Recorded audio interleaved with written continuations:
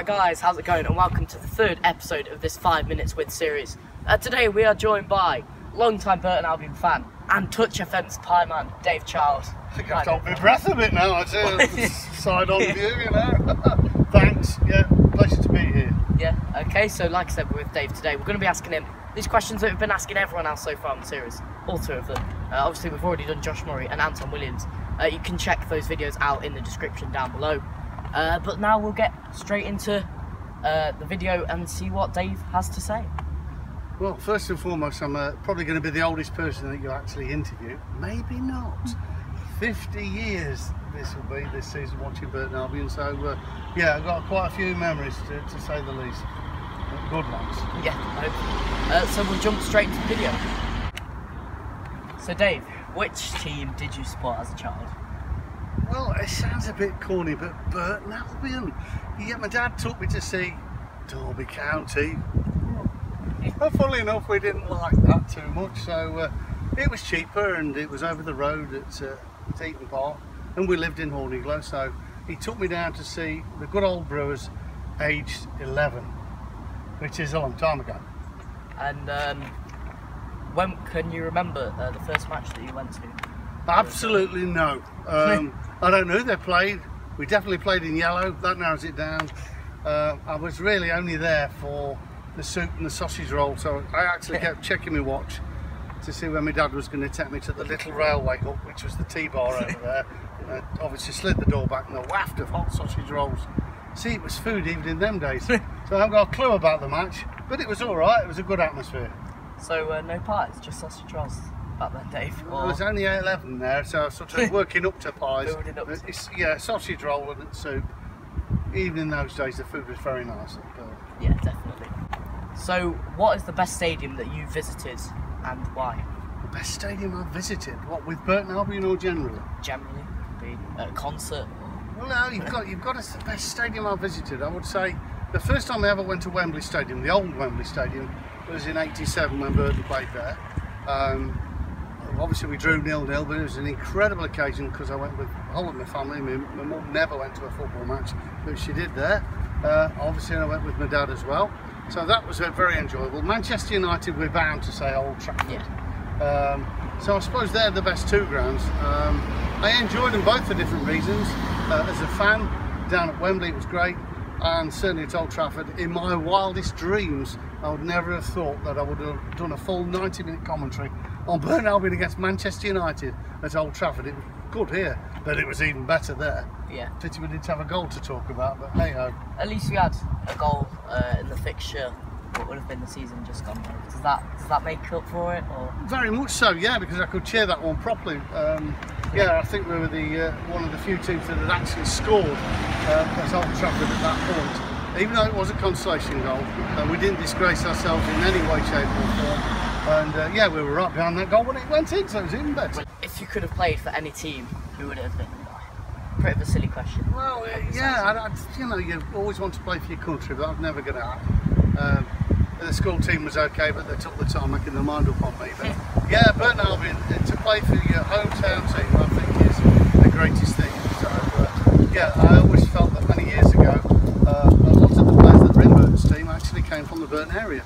So yeah, I think that would have been really great because you've got some of your mates in the ball and so forth. But I never did play for Burton Albion, and I'm probably not going to now. Yeah, but definitely choosing your own team. So if you could have scored any goal scored by any player ever, what goal would it be? Any goal by any player, what goal would it be? I suppose I'm supposed to think of a really famous one that won a big competition. There is absolutely loads of those, isn't there, really? Chopped out with the Beckham free kicks. And, oh, the scissor kick from Paolo Di Canio when he played for West Ham.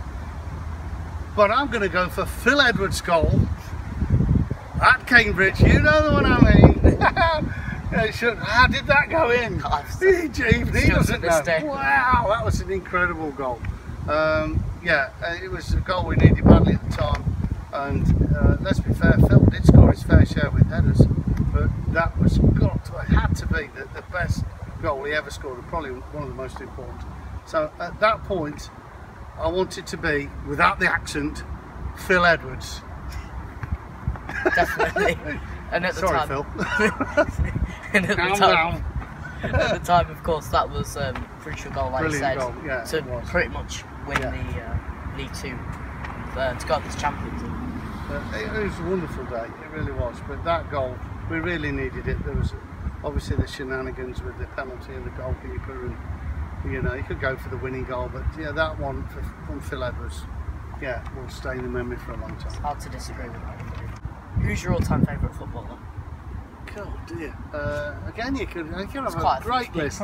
It's Harry Maguire at the moment, but well, it's not. No.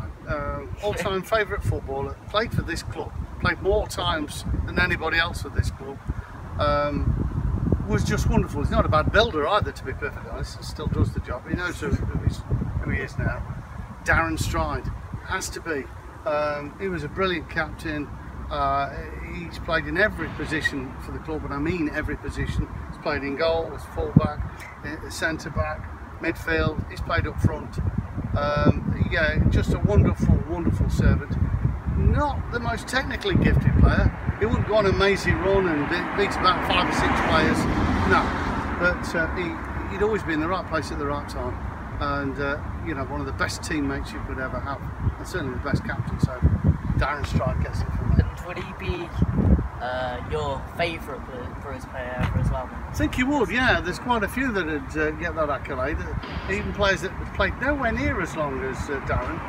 Darryl Clare also gets a special mention. What an incredible player he was. But you know, you could go over each season and sort of say he was good, he wasn't.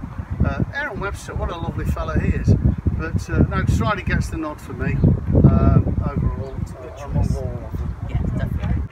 What's your favourite memory as a Burton fan? Well, we've had so many, to be perfectly honest, and not many downers. So, favourite memory as a Burton fan. It was great to get out of the old Unibond League, or the Northern Premier, and get into the conference.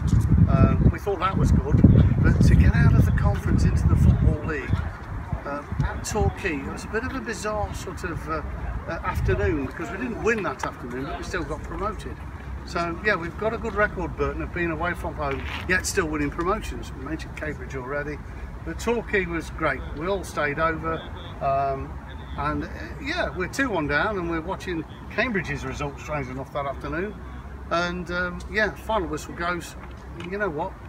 We've won, because that was the season that Nigel moved on to Derby, and we lost a little bit of momentum.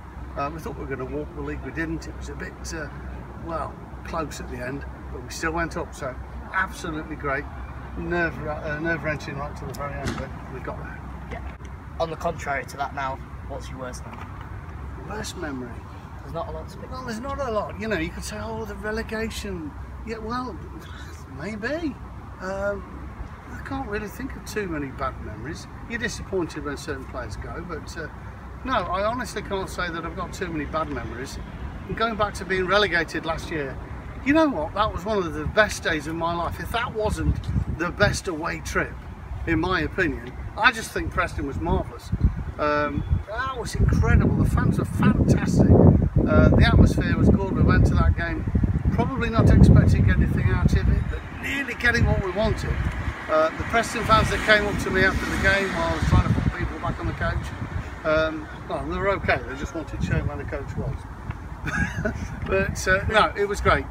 Loads of messages from Preston fans showing us pictures of us, the crowd, singing. It was fantastic. So, you know, it's a mixed reaction there. We're sort of coming away thinking, oh, we've been relegated. But you know what? We couldn't have done any more as fans that afternoon, and neither could the players. So, yeah, disappointed, but almost elated as well with what we just sort of seen and witnessed and been part of. So sometimes you have to take a step back before you can take that step forward. So yeah, that was okay. So no real disappointments. If that's the lowest I ever have, it'll do for me.